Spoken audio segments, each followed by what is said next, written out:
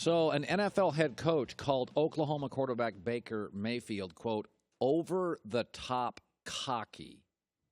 An NFL head coach said when they asked him about other quarterbacks, he rolled his eyes at Josh Rosen, Sam Darnold, Lamar Jackson, and others.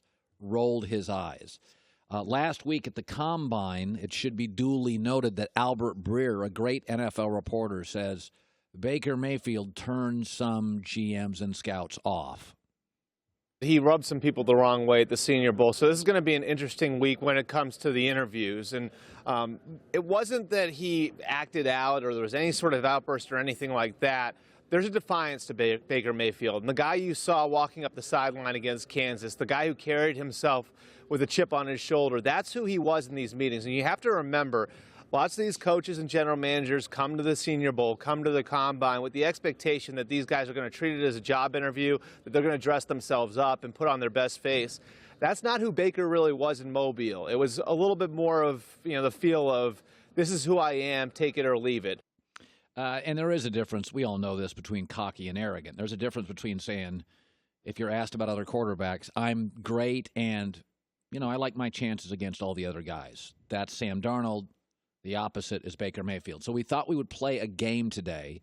We're going to take really, really arrogant quotes, and I have to figure out if it's Baker or a faker. Here we go. Is this arrogant quote from Baker Mayfield? The energy I bring, the passion I bring, it's infectious.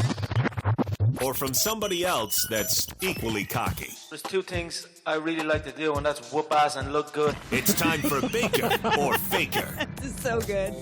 Okay, we're going to go Baker or Faker. John, now, by the way, we've got 3 years. We went way deep on Baker Mayfield, so we have all the quotes in the world. All right. I don't think I'm cocky. It's not cocky. It's just confident. That sounds like Baker Mayfield. Oh, you know you're Baker. All right. I don't care what people think. People are stupid. I don't think that's Baker Mayfield. Correct. That's Charles Barkley said that. Amazing. All right. There is no I in team, but there is in win.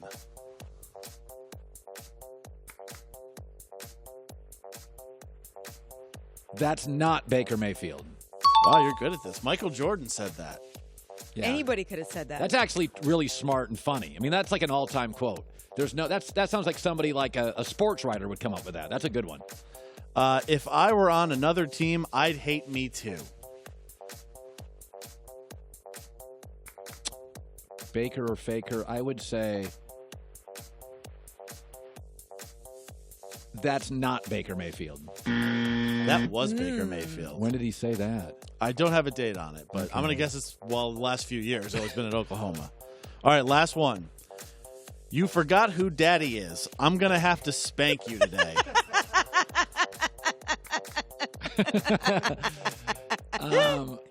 It's Colin. I don't think that is Baker Mayfield. That is Baker Mayfield. Oh, he wow. said that before a game against Baylor. God. You forgot who daddy is. I'm going to have to spank you today. Yes. That just doesn't feel like Peyton Manning or Joe Montana or Tom Brady. It doesn't. Listen, there is a difference. And I don't know how to explain it. There just is a difference. I mean, you can be really, really confident. I was telling this to Kristine the other day, is whenever I've been at a company, I never tell them I'm the greatest. What I always say is, if you're willing to let the hardest working guy in your company go for it. And I always feel that's like confident. It's a good line.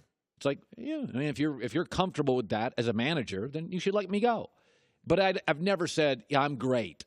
You've never said if you forgot who your daddy is? Yeah, I've never said, oh, I'm going to spank you at ESPN. You forgot who daddy is. I'm going to Fox. That's not one of the lines I use. I'm going to spank you, ESPN. No, I think there's absolutely a difference. And but some of the things, listen, the only thing that you get into this thing about the draft and you get into the combine, and there are certain things that people say, and I just don't want to hear it. Like, one of the things that totally turns me off is when coaches say, hey, that guy's a winner. means nothing. Every quarterback at Alabama wins. Every quarterback at Florida wins. Every quarterback at USC wins.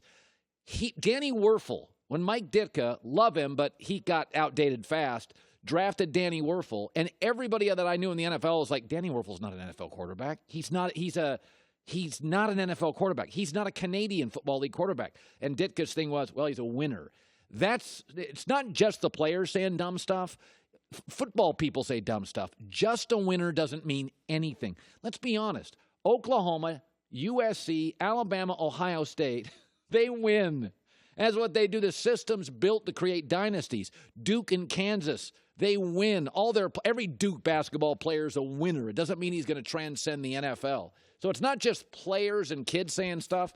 NFL people in these combines, equally moronic stuff, and they should know better. They're 40, 50, and 60 years old. Hour 2 coming up in LA. It's The Herd. Thanks for watching. Subscribe here to get the latest from the show. Also, be sure to check out more of the best clips from The Herd or go watch a few segments from our other shows on FS1.